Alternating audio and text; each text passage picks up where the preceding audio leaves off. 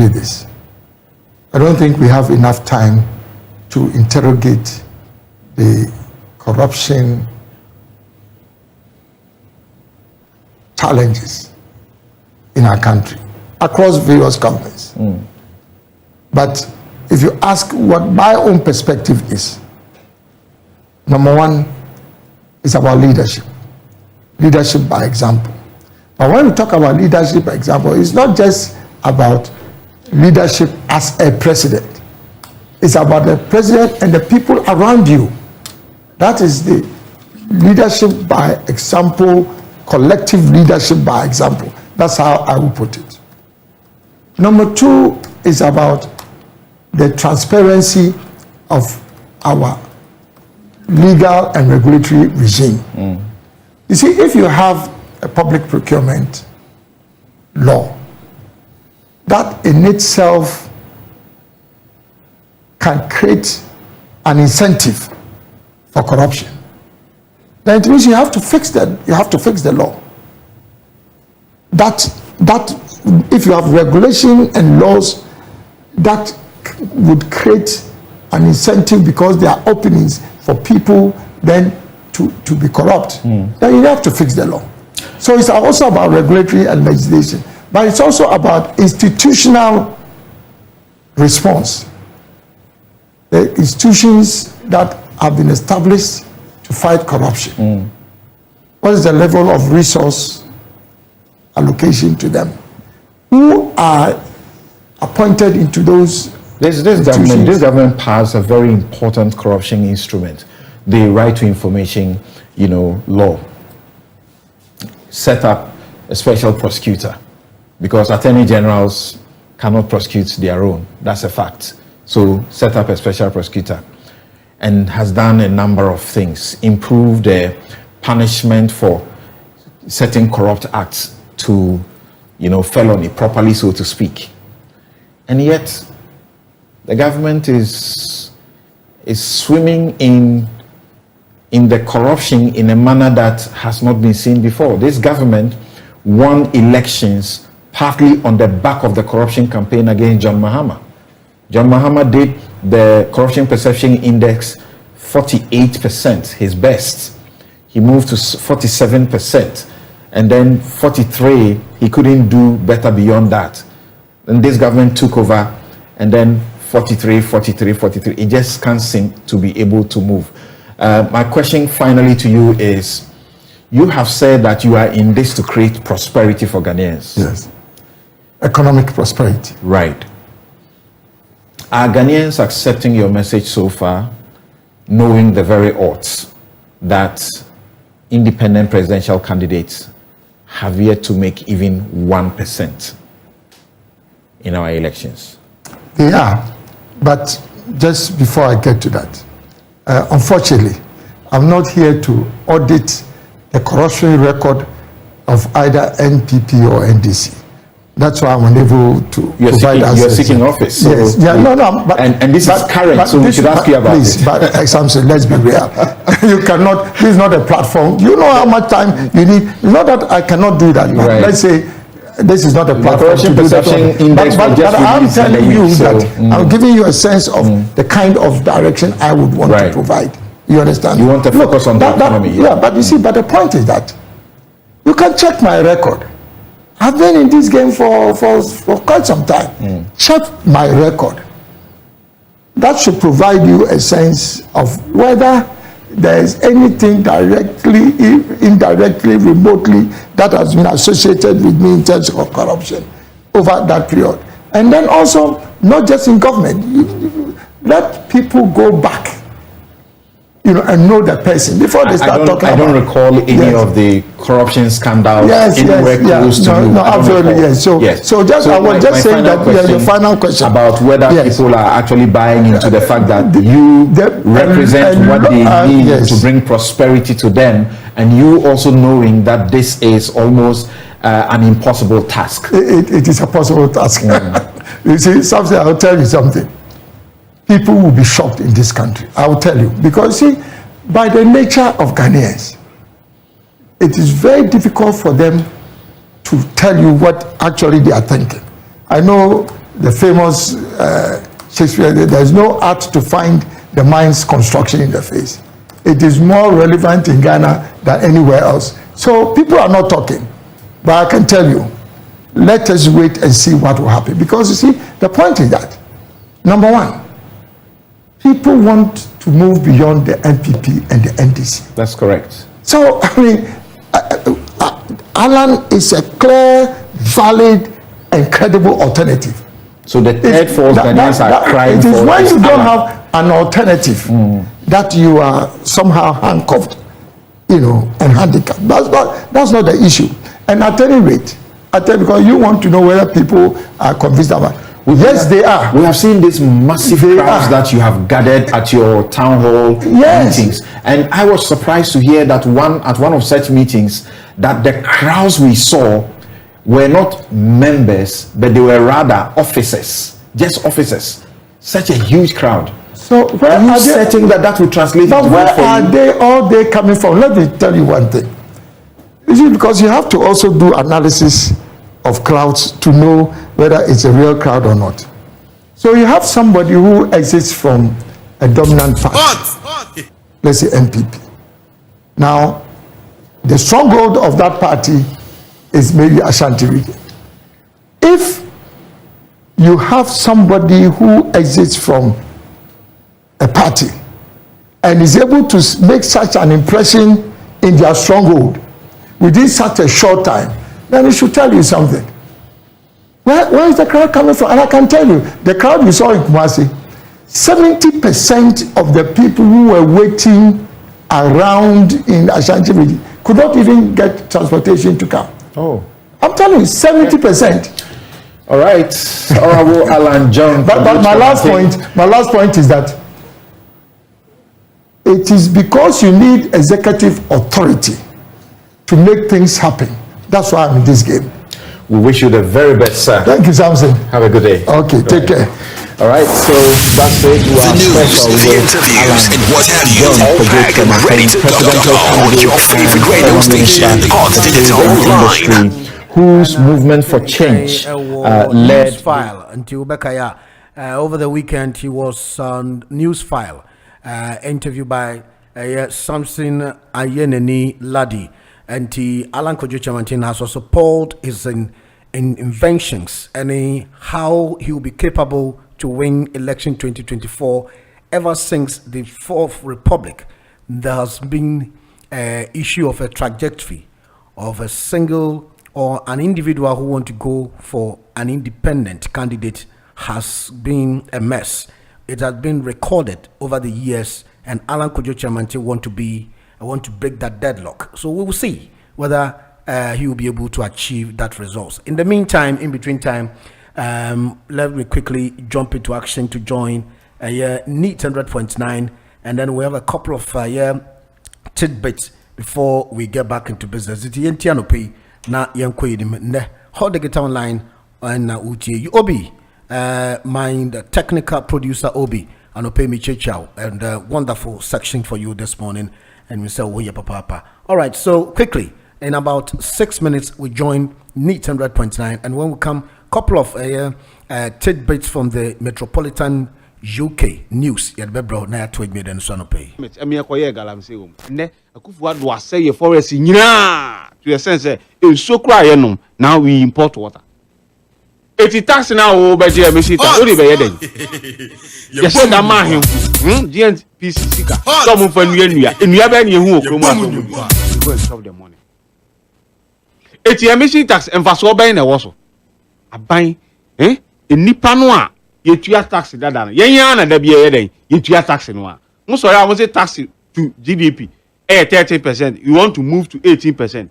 And here you my jobs be no creative. Employment be no creative abema when you start taxing I call 18% to a GDP. No. It's not realistic because the economy nankasa no. A spending economy, and your income economy. Nipa in a income okromwa. Now sorry, nipa no mutua tax no. Omwa the same about electricity so 15%. Marjorie, you pollution and sanitation levy. The mo friend bola tax me boa. And then as I offer emission tax baby. It's pollution, you know. Emission and you know pollution. So what they think as a cover says unhu ni omo Alhaji Bawumia you say ono no manage economic team wo hwan no omo ya they say amanfo bi person omo white washing they say ono dey on count name me cover achievement bad ya omo so Bawumia na ye agenda 111 na ye Bawumia digitalization Bawumia meanwhile omo say vice president dey only advisor the advisor there then achievement bi bad ya omo say ono ne yemfa ma no name me can economy ne ho asem dia mo say nye Bawumia and ono ankasa wa dodge economic questions. He doesn't talk about the economy anymore. So that's it. Eti de ye ewo krom ha no. IMF abind in itia koshem. Now, VAT kra no so mu year for electricity. No say they are going to discuss with IMF before. It is say in the economy it's in the hands of IMF. What they dictate mine. It is IMF the question ma say conditionality. You one no so baby. Yeah then Akufo-Addo better house about me say turning the corner of the economy about me. The news, the interviews, and what have you, all packed and ready to go on your favorite radio station, Hotdigitalonline. So, aban a monumental failure. Majori, taxes, opoyata sa no te o. Obema numbers, ye levy, ye benya 6 billion a year, ye nya. Na offer ya oko agric minister. Now we find suppliers almost supply fertilizer. Also, ye levy ba me tua mu nyina. Na mo akwanta so afa contractors. Road contractors. Ye levy ba me be tua mu nyina. Say ye levy ni afi say no na ye panacea to our problem. And ye levy ekosi say. Na saying oko ma lecture was a speech you ba bi was say cathedrals and KC and kasika e de be maye no because there was 600 million pilgrims and come back Ghana. Abehwe National Cathedral. It's numbers and sign of reality. Or the tax viva and China offer luxury vehicle tax by ecosystem. Numbers are open. So I trying error a human and no more year. He doesn't understand basic economics. Into sorry, our cover consultants near the ABA on the Bawumia, no more committee of moms here the Yaba. Now, I be a failure. Emphasobia any. It's imaginary. Me de eno ebeto na me flag bearer e call aprobo em say baako a odi tun mu say wakan ni nyina kire me majeri wakan ni nyina time no just 2 minutes ye beba no all my time obe fa course ni ade o wi o say conclusion incoming president aprobo how many times there be me share the structure of the program say me wi a ma wie enya dia be sam ma babiem de obaba ni concluding remark enro ma wo kan nyina anye no kre sa na concluding ni de me de ma wa na no me baabie ma na ma biem eno kra me kasa na wa sha say bo onyum me kasa na wo bo onyum me say ma wie ara no umfri kwa utaf me say incoming president John Mahama o de bi assembly atudwa we need 24-hour economy no or say abandon projects ya MPP abeye a mo ntimi anya nyina obeto aso ebi ni watermelon factory Bawumia ja wo wale eye ne kromu a wa ntimi anwie ni ade nyina o se obeye na manjeri ba ko de tu dwa nso se wo se president Akufo-Addo bae no ono wa me bobra bia wo kromu a ye fe na akua mehu universities are public university are yes that no de betoto the MPP tradition ebi ye SG Dombo ebi ya Pia Minka ebi ye CK Tadam ebi ye power grants no money ade John Mahama say obesan reverting names into is original na infrastructure e war schools ni mu ye de sa empanyifo yi ya den atom say hostel ana lecture hall na de atom SG Dombo lecture hall CK Tadam hostel no money na de atom na nye school no enche na nka wo de ba Legon ten rom som koye wofa jebidan koye ukobi majeri me ba chama wofa bi ani jebidan okay for jebidan ko awanya ne ba bi ko 58 years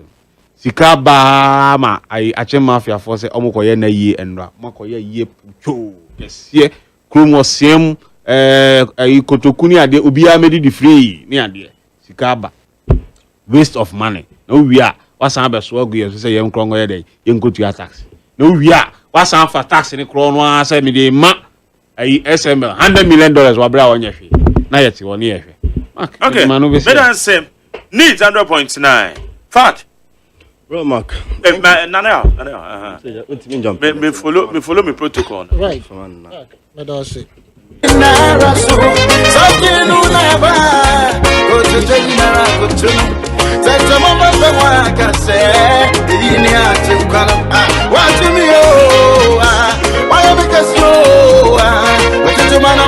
All right, JT from Neat 100.9.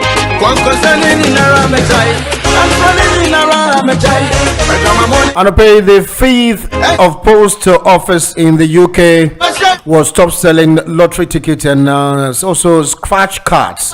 Its operator had said so. Until last year, post office ended its group contract with the National Lottery, giving branches a choice on whether to stock the product. Halloween, we took over the running of the lottery days ago. Said reasons range from religious belief to low sales, but one postmaster said he will have also lost a significant amount of money if he continued to sell them. The National Federation of Sub-Postmasters and an NFSP said for many the issues of the scratch card will also still be selling lottery tickets if it wasn't for the scratch card. The Callum Greenhouse ran a post office in West Lincoln in the Scottish border with his wife and the chief executive officer.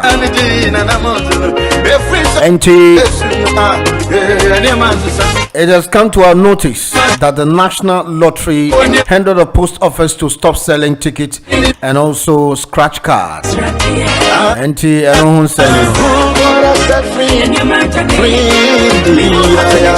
So most of the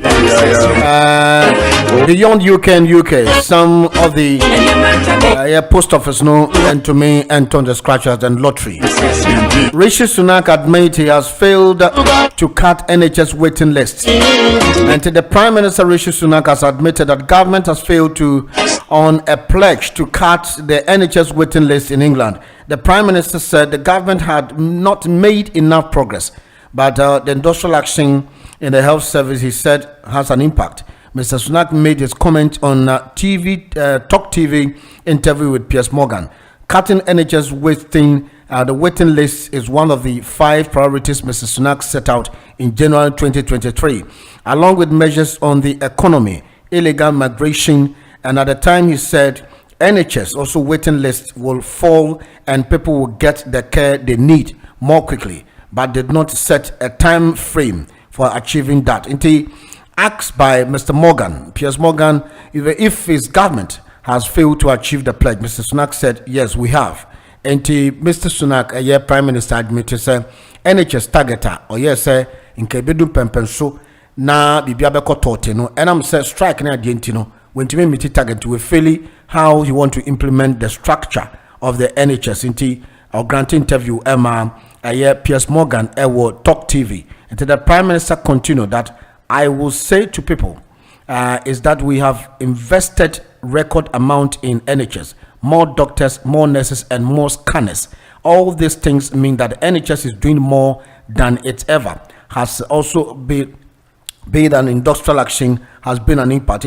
Strike by nurses and some other health workers ended last summer following a paid deal with government. However, a dispute with junior doctors and a consultant is ongoing with the workout continue. Rishi Sunak, the Prime Minister, with his interview with the kind of Atuja, say NHS and she share now modeba say bibiabe koso toti na ayaresano ejina pintino entumi ankɔ sa and I'm say strike near their koso na mami a wedi mami Jewek mami kama odaha Esther Martins no nkrama mienu ensusu edini dem ekuno na debia ye kan nkrama nsema aya na eye hu papa na 68-year-old Esther Martin died at the scene of attack in Jerwick near Clacton on CXS on Saturday afternoon. A 39-year-old man has been arrested on suspicion of dangerous dogs, offenses, and animals that have been destroyed. Miss Martin's daughter told BBC that the animals were Ban XL bully dogs, but police said they were waiting for the breeds to be confirmed by expert. Sonia Martin, 47, her mother from Wood Green, London, had been visiting her 11-year-old grandson at the time of attack when this happened in the house of Hillman Avenue in Jelwick. And the Nkramaya Nansing, a banner say, in penny 40 to just say, Nkraman be I from a bully, our more idiom excel. I don't move America back a shaka sepa, whom Kramana, Omano Casepa, na ye banning yamibia, Omoa, Omodioma Bano, Enya Yeno. Sankra maybe and Okuma me away 68 years. Yara wasem, Nkrama Munu, Sabrantiano Sheda, and Oja and Krama Yimu, na Omwe Mammy from Inti and no aban 70, Abrantiano, 39-year-old man, no Yacheno, or no Kitan Kraman, no Nanse Unam, that's who so be Kitan Kramaya. You're very careful. Na part company or na bia onamno try to divert your route. Yes, Sadia assemble to obi wo ho no kita kraman no. Odu bebi anu wo hye ja kraman no yi ahoma na ode asan kraman no yi na kraman no opebone a obediu na kyese nti ehu papa eno na nam so a na empanyimfo ni bi eyesen kraman sa no so mu no quality na good data no so na won mehu se saa kraman ye wo normal ye de amano nti bone bi ba na yehu ebinom de omon kraman ne ba ye omon kwesa registration wo twa typical abrantie ya we jan kraman mi no mawe mame a mame anya ni baby koi emu o ya papa ye ko enim na ye to admede no so anope Hotdigitalonline UK na utie anope be ko line no so enche bia na ye din komo fa ye taxes ne sasem MPP amanyoko aban enhihye ode ba any taxes are my phone be any one ton ade adwade phone so just taxes here enya de befa nti aban entwene nansan eno ho nsem enso be di ho komo anopai na ye koyinim na to adwade no so sofo bi amedi kan board tape no kire say former president John Mahama nkofa abrantie of friend Leslie Tamaklo a onufi voter region as a running mate nyesa abano onya enwini na sasofo me kaise mribi okopo libation ewo president Nana Akufo for the papa nda na national security for koche no sasofo yi na ene wasan edison semyatudwa kebi eche John Mahama say ono omomoden nkofa Leslie Tamaklo as the running mate ibeko line so yedim komo anope Hotdigitalonline UK 0790844338 0208-123-6209 live on YouTube and Facebook and pay enti baby bia wo bia no se nyame enshanso no tongo so AJN and Co Limited your chartered accountant business advisors one a specialist in preparation of annual account bookkeeping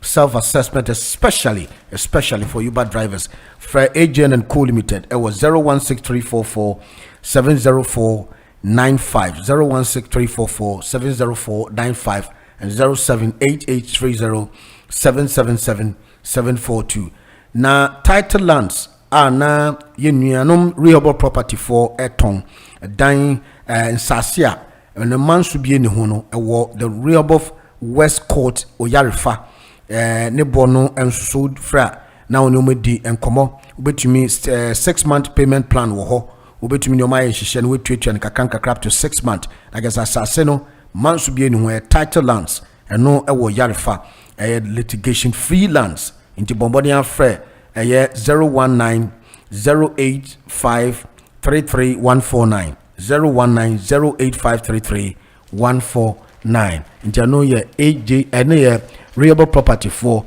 any AJN and Co Limited on the pay and so eboye chidom. Hello. No, Michelle Chiagana ni baby. Nana, thank you. Klamaya Samana, okay, no correct. Me and Newham University Hospital, Nachi. Namin Hona Bonidi, Ekita Klamai. No, who me a penna, Namin Namamu or Moko, whom you know Jack Lamam. Yeah.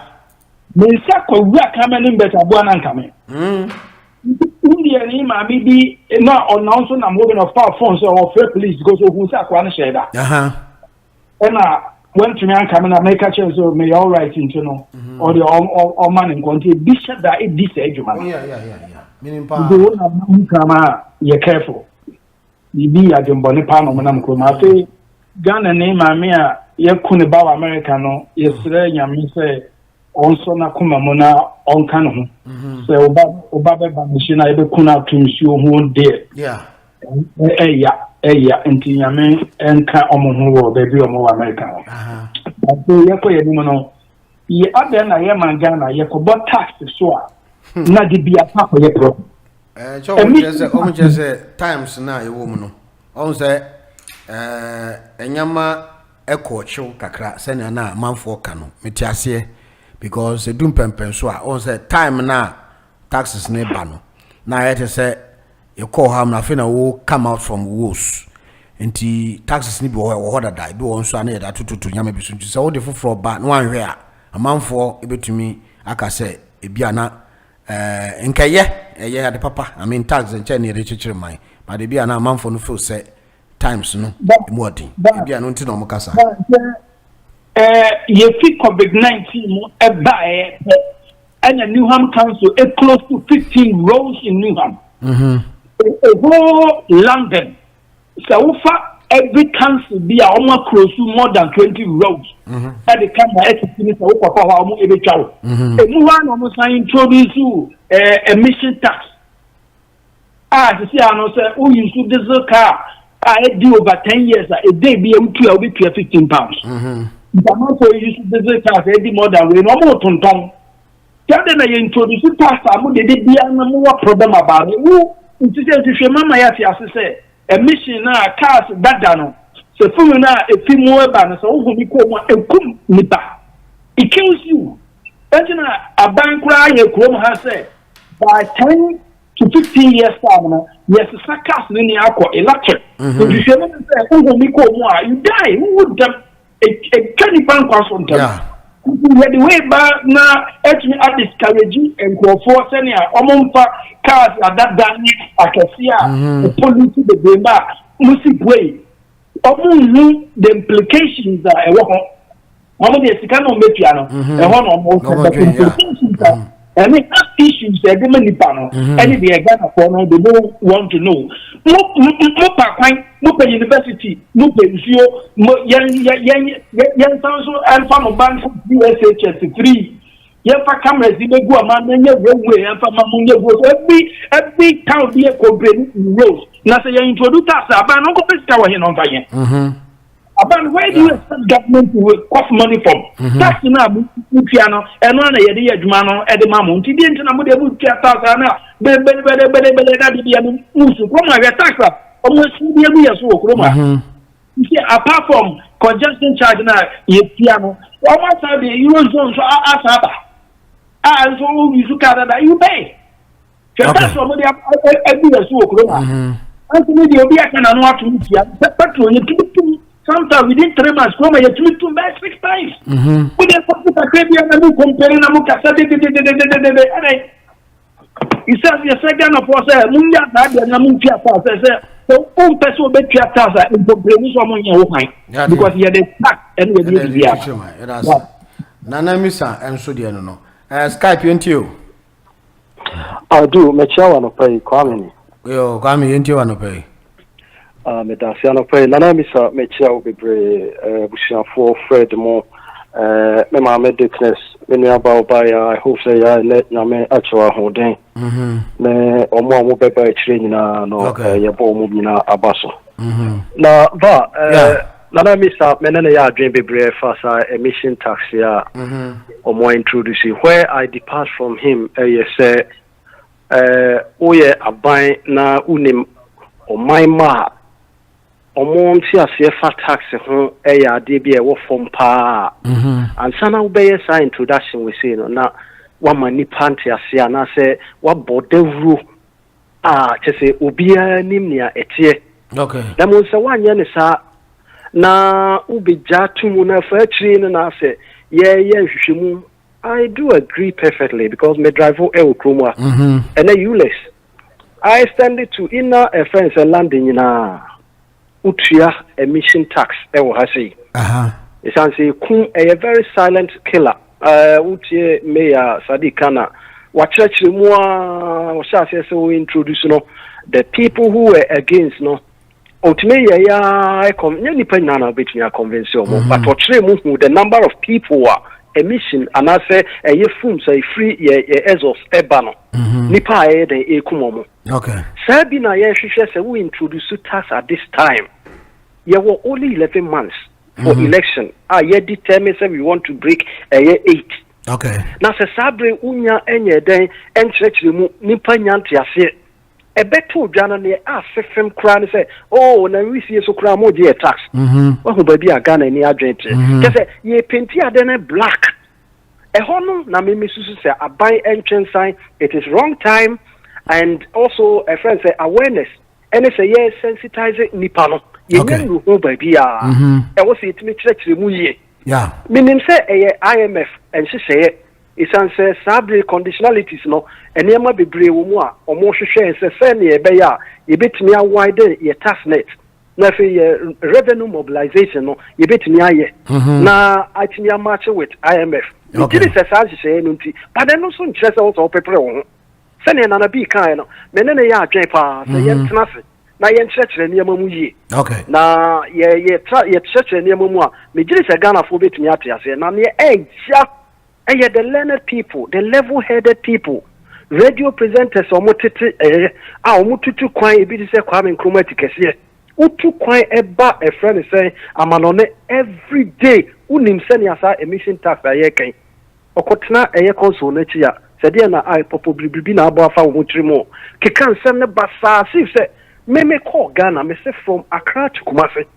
Me kopɛ me ho asɛm ɛfa aka asɛm de bidie cat me edi wani Valentine emission and I say pollution air pollution air cost no off highway use to give him about 200 yards away ebetimi take 30 minutes before say ebetimi clear every road no somewhere wo ho anim it is an ema we nyina sɛ dasani ɛte hɔ na onim ɛho sunsanso a na emu ɛyɛ yi na me dem asɛm esi no the American say ɔkyena achi friends, the one born to lead in times that we find ourselves in as a country.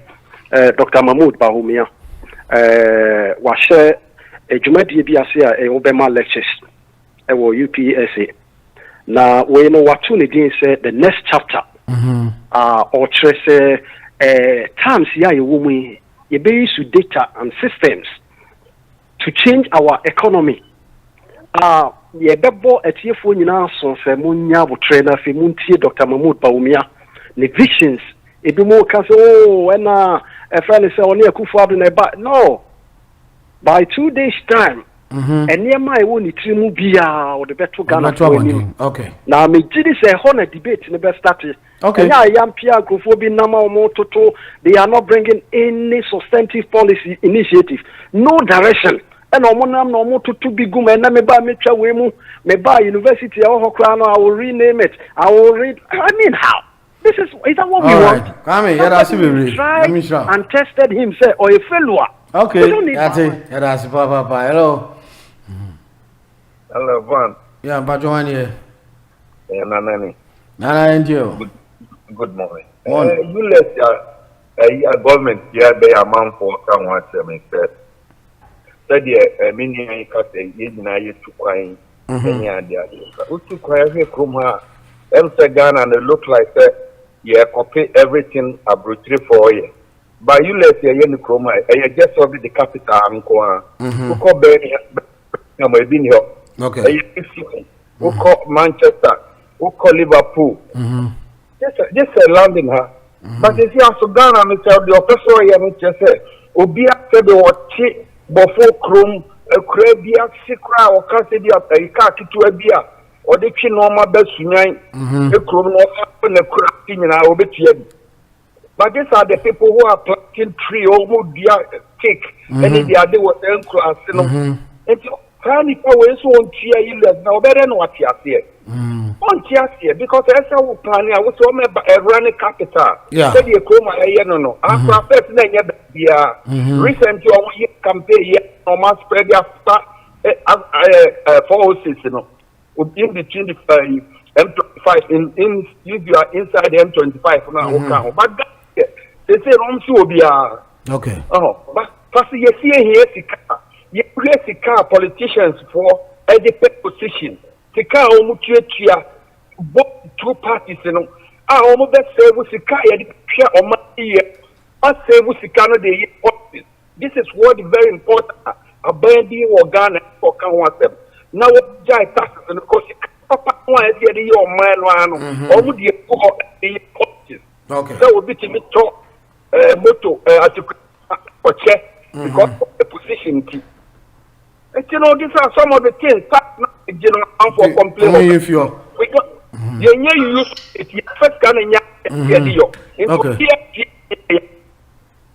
Obia tia sika ya bosia ye sika wo manum ye tie betwa na ye twa sika. It's a tap bob no ye nyina ye sorry ni ye condemn sika na politician for no e de position no. Okay. Ye emra say no ye matadi ani ko de na nkoso o manu say ye kan sika wo manum but o munye opposition no a o mu ko di power o mu save sika no for the lesson.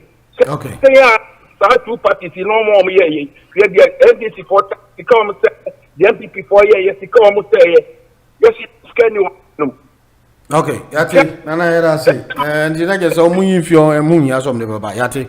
All right. Yeah, nana enso de no yera se bebre. Steve enso e de no Steve yentie.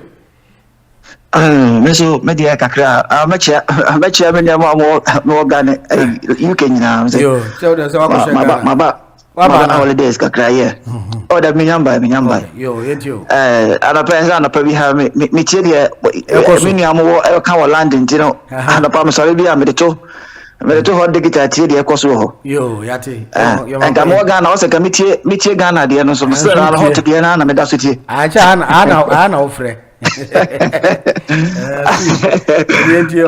okay they make an say sa tax our person what they to sa emissions we Valentine obi ho pa say che say hwe ye kromo no ye was scrapping events system wa o ka no de kwa etimi ma £2,000 say fa ko events less compliance ka Ghana ha ni ye ma obi asika UK no nipa bebre ka no okutimi ko no akofiri okay ka ne go bebre mono no akofiri Ghana ha no obede no akofiri ka okay the tax ayeje but me should stop say oba kroma na UK for no there be omo money ideas are identity the chances of winning no omo chance ade no what the free oyster what the free electric car what the buy emission me nyina ya niam bia tumi say UK for na say omo advice no say I don't know one benefit system over UK the entire tax system ni nema ne doso Ghana like UK onya adwuma oko job center ye mosika we are single parent ye mosika we disability benefit we benefit bebrebe ya o tax so untimi unya so omo chirewa system na tax na utia system ne bebo kakra okay Ghana ha bibia se bia ni ha also ye tax why e dey no bia bobo sika no Ghana ha answer beto ka ni se wa bobo sika no se 2 billion se say answer na dia kwa toka we are say on ba krometu ya sa tax no ordinary people no ho kire na e dey mo no nya fra ban o ti say dey krom ye krom wo no o ho kire wa ni ntino mo introduce ni because e mo o mo de boa ordinary person so kwa ho kire ma e no bebrebe okay and o mo di tax na they have right to yes ye dey na bi ni osa okay why ye tax so be ye mobile money won for tax into so ye Ghana ye be move from taxation to production and somebody tax na what is going on jomo yefio VAT de no mate VAT de no jomo yefio somebody by na GPR for no so omo tum say see ade as be implement GPR for so omo implement ana pay ma so omo so be oh me de so me record so me interchange as here me de be send you see here bibia ni ho okay yate bibia ni so me bibia yenya hwe ana bisa che mensa on no kan je ati bisa no wate all right what you am announce why we say no like council me de be kire baby am omo nim commerce baby am say omo ye double road and omo guso omo ye from the Kwara about de ba Santasi roundabout and omo guso omo ye na den double road okay but apart from that in the okay me that yeah yanko Skype na yanko and twas hello Skype into you. Yeah, good morning, Van. Morning into you one pay. Yeah, Michelle Bibia, Obi Abaso Kone, Obi Abasubia. Obaya, Michelle Bibia. All right. Va. Yeah. Oh, MPP for no. No, omo try say omo beye omani. Omo try so me omani, but omo policies be your honor one. Omo start here, yeah na ebufu. Okay. So no. Okay. Nana, enfutro na ekum nipa o. Enfutro ekum nipa. The recruit enfutro ekum the whole 90% of nipa won kumu hon mo no. Who find mission tax abede. Who here taxa? Krom ha omo ye tax. Oni ma bebre hon mo krom ha omo de ba no ma tax. So omo start here omo bo hu de wuro sa no ma omo be ya ade no. But mo de mo fiti ya mo si yese. De bia na mo de mo create trouble ma mo. They say obi a aka mo be 3 months as a 4 months na mo call election. Well, that be and time will be 11 months. Let me tell you something. Sir, you see June, July, almost time I finish it. Okay. Because the reason why I make us say, if you start a monocoding a campaign time, oh, okay. And to be beard what we are, we better go. Oh, the baby son. All right. Okay. Be beard one on one. Oh, yeah, or people be named the baby. Okay. So no, it is that person. Omo di ba na put on ekum ni pa mo se yakoji kwakoji tax. Okay. Amori tax ni den. Ya da se ya din su die no. Enche be ko li ho na yentie we ni en ko li ho. Hello. Val. Yeah, wanna ka say. Ona wini. Nini, let's listen to you. Long time. Yeah. Val, you know what? The natural resources Ghana have got. Look, it shouldn't be like a country that should demand the tax before the country can survive. Look, those days when Gaddafi was in power, look, the Libyans, they were free. The Libyans doesn't travel. Libyans always come to Belgium, buy car and go back. This is what Ghana is supposed to be because we have everything. God has given us everything, but look at our situation. Look, this particular election coming on, but if you don't take the political party is going to divide Ghana into two. I'm telling you, look, there should be a legislation on how much money somebody can keep in his or her house. There should be a legislation on if you give money to somebody to go and vote for you, should be prosecuted and disqualified and put to jail. This is what should happen because look, I don't understand. Look at this. This woman who put the money, I don't know what to say. Who put the $1 million in her house? I didn't sit down to think that under Nana Addo Akufo-Addo, the president regime, his minister can put such money in her house because we do believe that he's a very strict man. But look, before everybody is disappointed, 1 million votes is not a small thing. Look at this electricity, something, blah, blah, blah. I'm about to say. Solar energy. We have the sun. We have everything. Wind turbine. We have the wind, everything. Why is it that government upon government just did encourage Ghanaians to come out with this project? All right. To solve this electrical problem. Okay. No problem. Solar energy. We have enough sun that can recharge our battery. Nini is talking about solar energy. Nini, thank you very much. Lee, and you. Yo, Valentine, I'm in Chawan. Minchia Madam Ella, Dr. Professor Obaya, Mami Fitness. You walk past Nana. Also, put the Vidana in Minia Nasa. Okay, Uncle. Now, Nini has the more kind. Send me anything in nine. I know in system was a woman a idea. Obi discuss Kuguni them, yeah. One of the candidates Kuguni them first. And yet a whole attorney general better somewhere. Billions of cities, Wapa Yampa, and that's all. And no, and rather than a trail of Ghana also discuss good them, as I say, a show. special prosecutor na say for investigation no e wo be bia wo ye djuma no ye hu say wo bokro no ho no na say wo misa property schedule ho no I don't need just there na we discuss go good dem dey think that John Mahama water tank ni policy tank say na ka ye nya ho asem kada mami common asem to balance oh that I didn't know say enyema bi wo ho no a ya na mu ya wuram kakra na MPP yampanyifo ni abo ya fom na ni say mo de bibi ba mo to me education there fa ho mo fitin ya na mo de aba santa. We don't put the cat before the horse, we put the horse before the cat.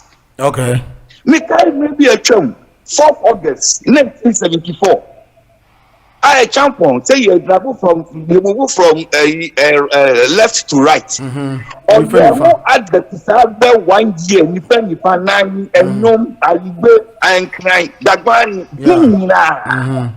as you move from left to right. Yeah. Now, what the idea neighbor, more the rule, move fitting ya, no more the idea neighbor, and son of more the rule. I mean, how? In the first place. Energy VAT in the and no why am farmer. Okay. Now emission in the media say abrocha mu no emission e wo ba bi omoji tax ni kokodu so wo drive ko inner London city na and wo betia emission tax. Na emission tax ni ni to mo ye sa nyina ne say omo pesa amount move from petrol and diesel no to electric cars. Okay. Ghana, so electric cars the world is here in 17,000. And if I know companies electric cars EBI. Companies more Ghana more cars, more electric cars EB. After number baby. Yeah. Until finance minister, what is idea way by now? Who fitting out the ban? Nothing say we education. And that's what to boss the business. Okay. When you fitting now the about not just say I'm for a cassette party just like that. Always trying to put the MPP party on the top board. And you're fine, because the African corner, I said, for can say, more person must sabotage and it's becoming true.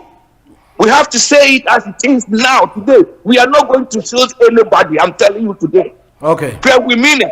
Okay. We have people on the ground whereby our meaning said, and you're my question, more person will be sabotage, you know. We ain't here, my side, and the encoso. The second issue, quickly, you don't have more coca, sir. And your Ghana, Uja, Kufaduni. I am a petrol do. And your Ghana, Uja, Kufaduni, don't. Because Ghana, Uja, Kufadunu, Uja, on the phone, and they are Dankanyum. Ghana, Uja, Kufadunu, Uja, on not about time, Koskua, Emma Koskua, a bikuta wheelbarrow, a bikuta paint, a bit of cement. No more, dear cop. And then, school fees, Ghana would get Kufado, maybe Valentine so. Ghana would get Kufado, no. Kaya is for not to Mahama, Quacoto, my dear, and chancing of the source for Yaman Nadi Quacoto. And the year about Miesi, Kaya for hostel, Nagamo, Quacho, San Juma, and when your baby do Piato. Ghana no would get Kufado, no. Uja on GDP Odijani at 3.4 and then I'm 3.8, 3.9 even with COVID and your friend said and so the Skype you into the Uncle Joe. Good morning. Morning, I quite evident into now. That's why I can say Obaya Emma Speedy Recovery. Kwame Peckham and Fred, Mr. Tufo, Nana Dickness. Mama Kajina, Josu, and Mama Kajina, Chaufatane, Media Sumi. These are called any anti no Ote back in Chamina. Vine MPP4. It will be beer. Or Mama may be Hadjini. And yet, Tembiana play at you. Playing what time we too. Okay. And yet, the Biasuna acquire a ATI was always to be ready between the lines, to be ready the handwriting on the wall. And yet, a commission one a little if it was in Shonko and the MP. In the Shonko Sonante. It is very more use if you answer, and the iron normal. So, if I saw no now say any MP before one, a shake in your mappa, near and some pamoka, you won't say no crown. I defend the mono. Ebasan mama womo a womo ehunu kra omo si eni ho. Omo ti kra na omo so omo nte. Ebasan mama yakwa ejibiti ni e wo omo nim. So ye beto aba. Ah unu se omo su, obi esu, ani nya se nya Ghana nko ewiase nyina. Eje bempa na mutu taxi sen. Mo de sa taxi empa. Sa na kufo person. Ochichi drivers sa idu se to aba no. Afi no o chepeto de ba wo no oyi wo mu. So, enya dia o se mo yesa. O se mo du taxi mo se ekwa mondo. Enti wo se hwe adi bo no a o hyase a. School ni anko bi o, that's common sense. Adi bi wo hyase a. We start here from a first year. And if I do so second, I go do second 10 year. Na afe no what you say. Okay. Yemu ye. Obi ni so brero. So, and na bi am so ya bi to. Ala na kasa say. On be next president. On so o ko dro. Adi ajo mama ko ebusa say what ne alternative or say I won't say so. What we have ko dro say o ala o da be next president. Your mama so okasa say o man mu enipa eni fra yo. Enipa bi di nyansa. O say public aye wo Ghana nya won sisi ni na universities ni wan ah Agwa David na Joe Entio na enko makuso. Hello. Oh, okay, good morning, Valentine. Morning, Entio. Okay, Michelle he can say na say obaya me we should speed recovery. And na friend say Fred and that him and Chrome such a people for nyina. Me bomb in some also for David Anna ne pa. Ade ama twere wo ha saying. And your friend say or the two last you know kind. Was this over taking decision tough decision here? It was our first time, no. For example, President Tinubu of Nigeria. Oba the top policies in were implemented. So my trend was and also for na me bomb some cramano. So and just last minute to know your friend say your dear government to know the next president Dr. Baumiabano and they just had decisions way back and you're wrong. Okay. Me boy na be abaso why are there any cabinet and I second issue me problem was Kwame Nkrumah tickets here cocoa board for decision no we take here no say that since 2001 and we implement here so be chocolate manufacturer what you say more be spray ni only your friend say your friend say good president no kasa just papa grams on te me say Kwame Nkrumah I bibi to say there just say your committee your friend say crime me didn't ho ya and Japan say no Jubilee House me boa say you na di me boa na I know they mean to be interrogate too minimum the current you or feeling bitter why and you also for David me born some pa why are there the minister all right that has be yanko Marcus ona yenti Marcus so dia o kan anope Marcus yenti Valentine good morning Marcus yenti on yanko anopa mecha wa fali wa ko boga na che wanya juma me tro ma yebinyo ne ni abre pa because wa ko boga na che mecha bibiri au ba ya I hope that you na oji ne over back ya to ka jeminia okay Valentine yeah fundamental no one can say we touch bibiri ma 2 minutes Valentine me the touch one of the bank ya say ya lady man's approach we are about that people in America why would be taken I have a question from you before I be free studio what your mama there no I be pass one day be update mebo na Valentine onim adi esi na what ya you so eager ya come at them Valentine me person be free book I been cut out at them na do we ma try to over 3 days in na me now okay Valentine make a program here Saudi Arabia for a graphic for one free Kuwait the car almost investing in artificial intelligence. Balance of Brody say ridiculous. Now balance of the share program when I'm suing you. I will be able to see you and I'm saying balance yeah this 16 years as a country you're independent. Now only baby WMA war I didn't be say Kwame Pekam said NDC or MPP you have to vote one. And then I thought vote to the argument with 2 MPP. But person in catching a game for who the MPP achieve, who the NDC achieve. Palestine, you're very, very critical of our government. NDC. The person who NDC, I'm not criticizing, and I'm going for the Kenako. I saw about your mama equally your mama who bought it. Who you MPP near Palestine? What have they cast it quickly? At this age, you will be Ghana, you need one football stadium, international recognized football stadium. You can artists and politicians won't be in the agro. It's the normal way. Yaya Street and another piece of the county, I have 4 kilometers, 1 kilometers. Balance at this age, and no matter where you group, I can say, politicians in the agro, and I am not a practice, yes, citizens, Yaya to say, balance this 16 years plus. You need one highway from Accra to Kumasi. Government to be able to do our about it. After that, MPP government join. I check, I can say every. You want motorway all over the place. Yeah, very. Uko revolution. We do revolution for 19 years. No, undisputed. You should be considerate in giving that analysis because somebody sat on the throne for as a military leader. He came to bring that apprehension, and then he was in the throne for 19 years undisputed. Do you consider that one too?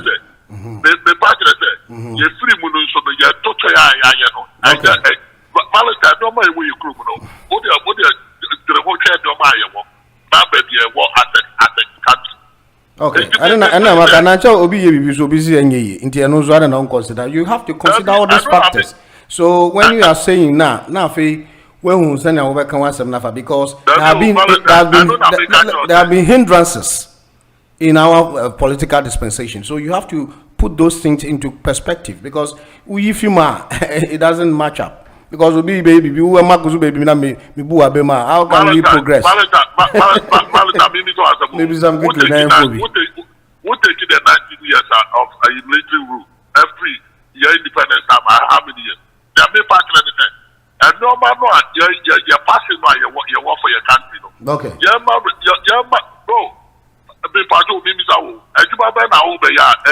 I make sure say Makusi or the Bibiba. The other side saying it's all parts of hindrances. That's what I'm saying. I don't know. We are addressing here. Baby, I'm not saying it's not criticizing. You say it as it is. That is not criticisms.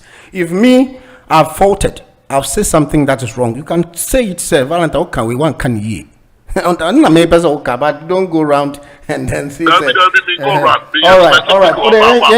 Your time, Minty. Your time, Minty.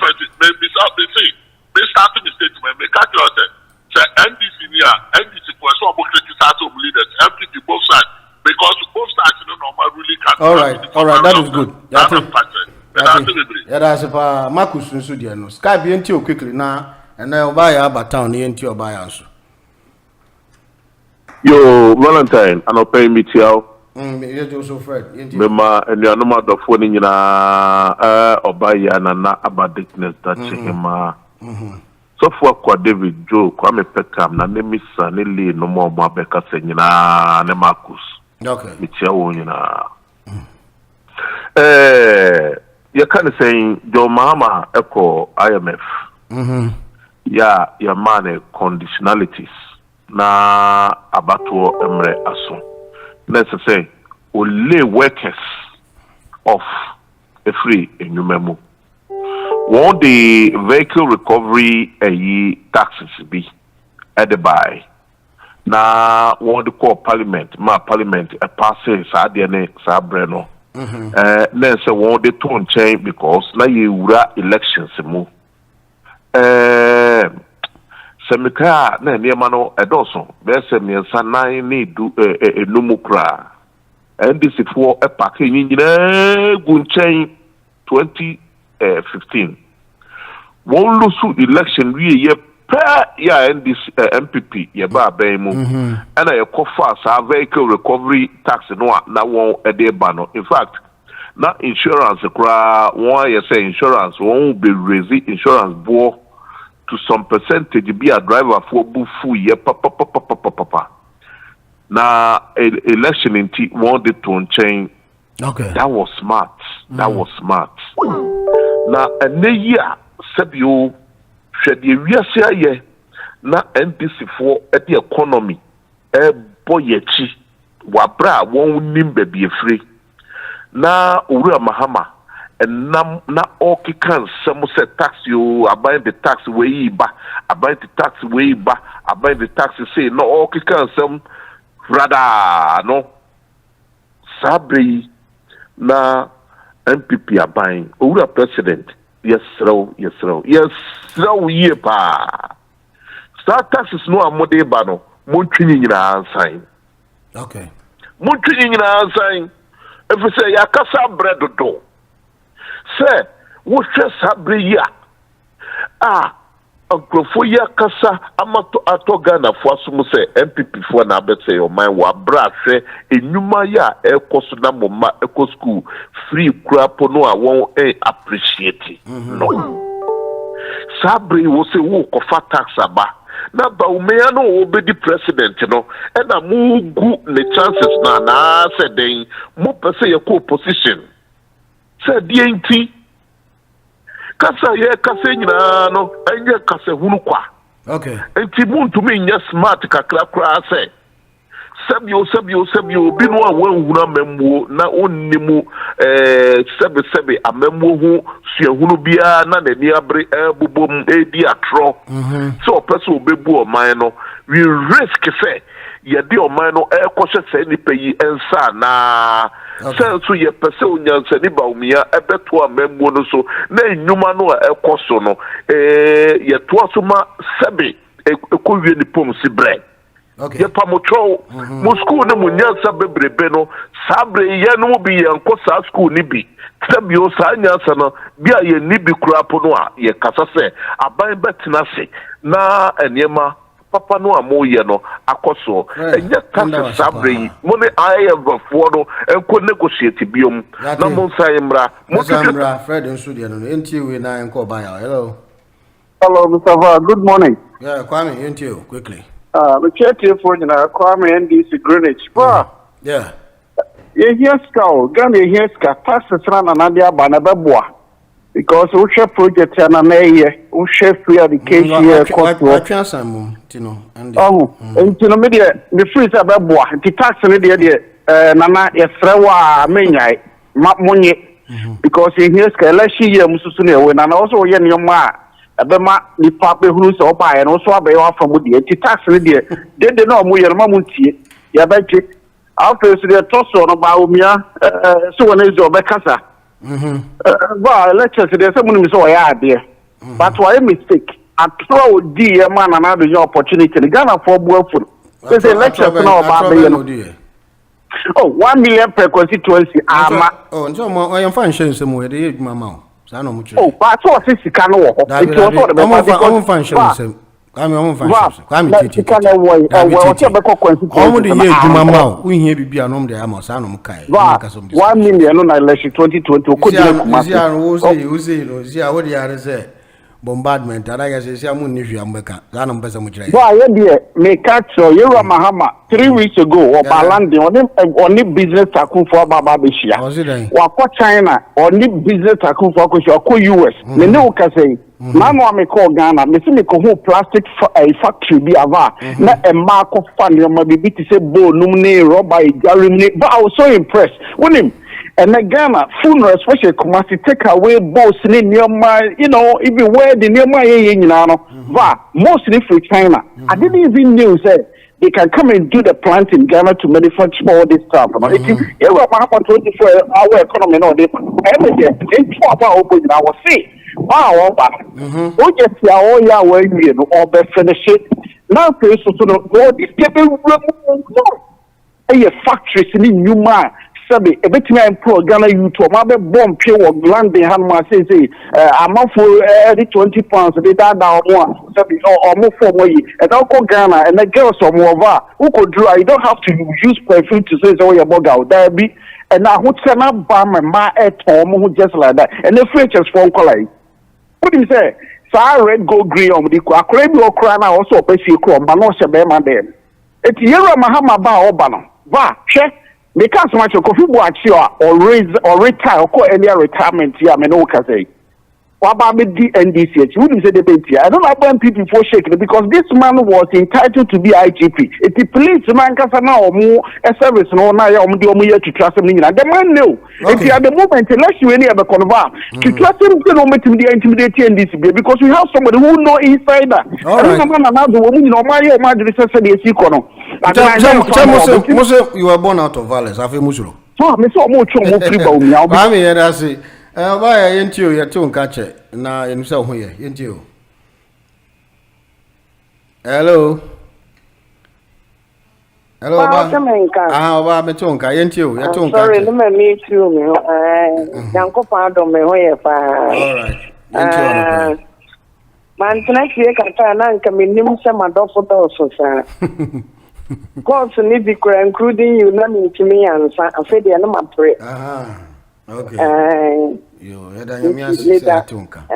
Me da obi bia madofo mo so ana mo bom fire say ma me ma no.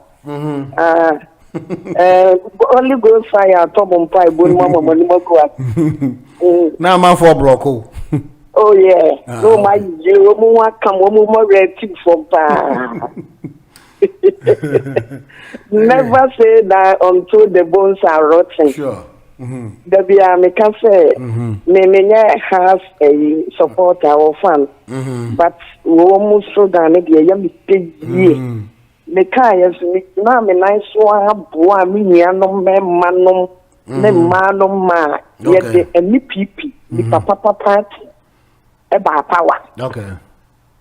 I'm still jina me na so say me say jina so de abuwa mi nyan ma me the Dr. Bawumia so abapawa the ma make an issue Allah it will surely happen. Okay. We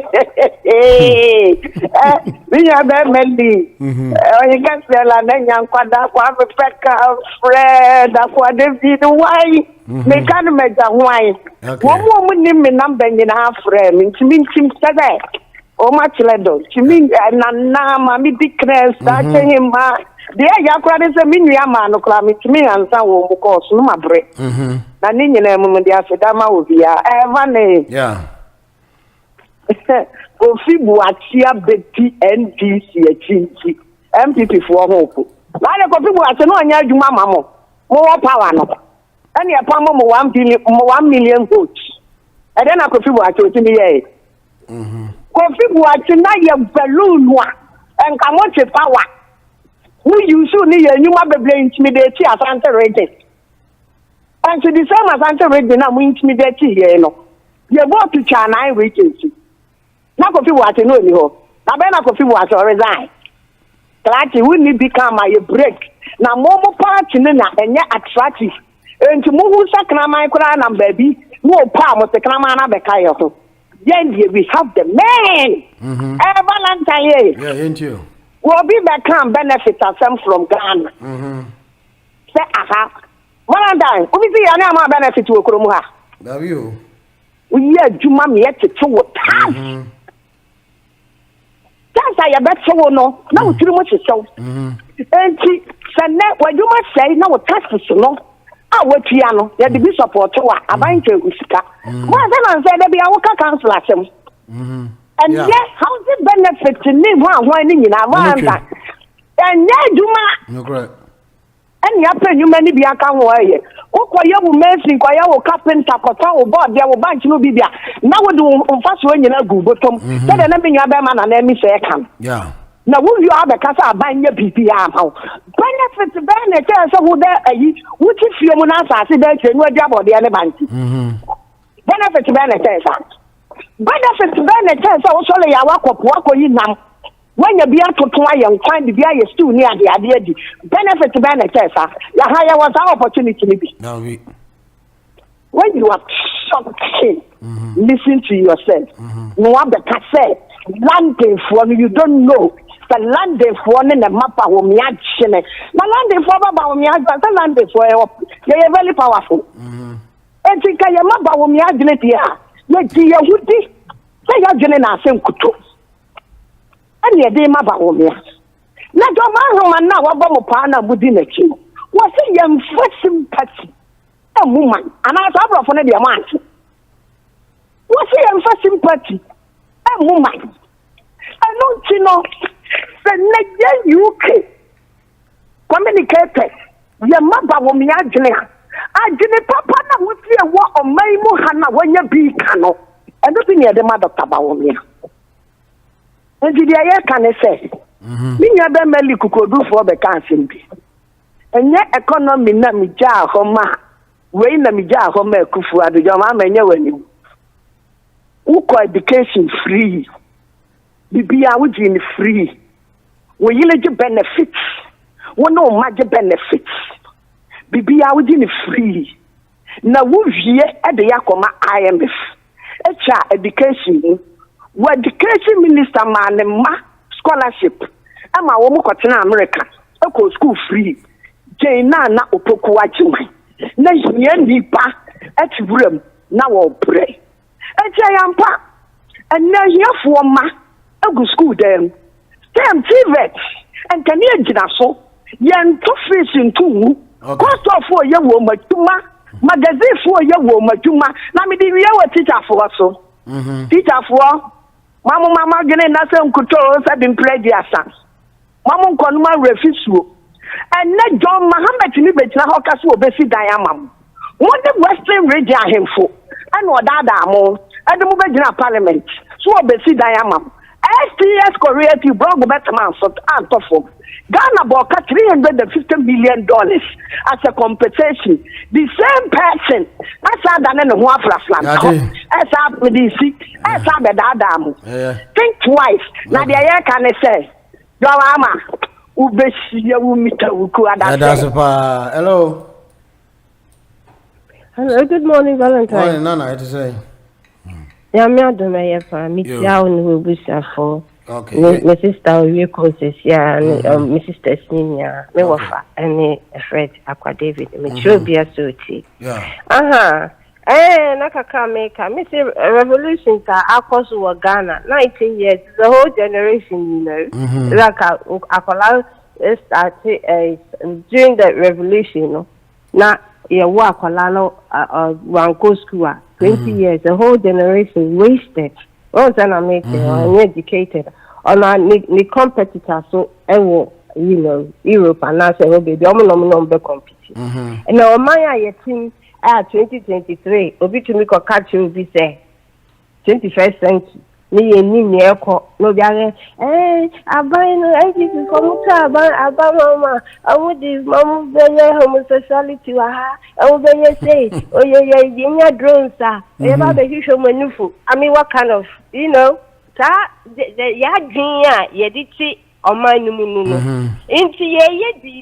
you think and look at the people's psychology and find out who they are. It means be ababe bobososa. It you say, Mr. Mahama, so and I'm on the air a bribe now or tree or the bank then or the Koguamba can't change any passing. I said also think of for $800,000 dollars or whatever it is. So no need and yet 5 million of CDs, dollars, no, Geo, the Kogu need them. It's more baby drinking a hooker. We are dealing with a yen psychology. Any day they yen and when I send the year can now MPP for Momo City. China for her, or China, now, about 4 years old in a mission, I say, I'm saying, Muka baby, my developer, Muka baby, and then now production baby, now I said, then I'm the yes, I and mission Guan, Omuye, you are or Honoma, Omudi Bomb, now you do baby, now more, yeah, but no. A yow, the can't say a yow, or the can't say, but say more MPP for her. Say yes, see ye, Kagalam say I move to my dream on Dana Mama and Cotra Banning ye BBA, now Mamma Betna Homa, Mumbeja, yeah, I fight you were further the Galam say, yes, I could see. Say, Dainty, I feel way, yeah, Jim so more BBA, yeah, fight it, Galam say, yeah, fight a mission, yeah, fight it at 6, yeah, fight it, she. And I David Cayenne, or see, ye protect your interest. Esa kolani ko kolana o ma na abrabo kwaso wo wiase ya yehu baby ayen fa ye. Listen, emission ya denia. Trust me. We can have our own tailor-made emission, zero emission, whatever it is. Okay. I bet it means I fight it. This is not the time. Mama, come on, not to communicators, communicators, come here. Come on, not to a quafford proper sugar factory, 34 million. Omu boy is Akaninia, Momo Papa baby, and Bob, mine is Akania. There's so much come back with details. Yeah, details. After mine, you do stage in a ye bedding break with Dian in a ye besita, nay, a tartan, ye bedding, ye do ho. This is the time to come, ye very. Nana, one